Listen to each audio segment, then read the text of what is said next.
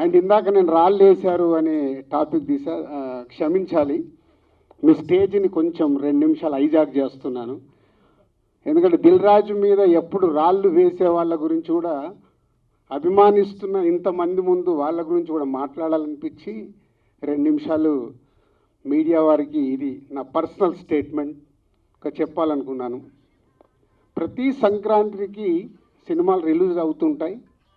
Release అవుతున్నప్పుడల్లా director indirect నేను కష్టపడి ఎదిగి ఇవాళ ఇండస్ట్రీలో ఈ పొజిషన్లో ఉన్నందుకు ఎప్పుడు ప్రతి సంక్రాంతికి ఏదో రకంగా కాంట్రవర్షియల్ చేస్తూ నా పైన స్టోన్స్ వేస్తూనే ఉంటారు. అది ఆల్మోస్ట్ మీరు అందరికీ తెలియంది కాదు, 7-8 ఇయర్స్ నుంచి నడుస్తూనే ఉంది. సో నేను చిరంజీవి గారు మాట్లాడుతూ వారు ఎంత బాగా చెప్పారు, దిల్ రాజుకు తెలుసు దేనికి ఎలా ఏం చెయ్యాలి అని, ఈజ్ ఎక్స్పీరియన్స్ పర్సన్ అని. కానీ ఈరోజు కొందరు వెబ్సైట్లలో చిరంజీవి గారు మాట్లాడిన దాన్ని ఇంకొకలాగా టర్న్ చేసి రాశారు. అవి 2 ప్రముఖ వెబ్సైట్లే.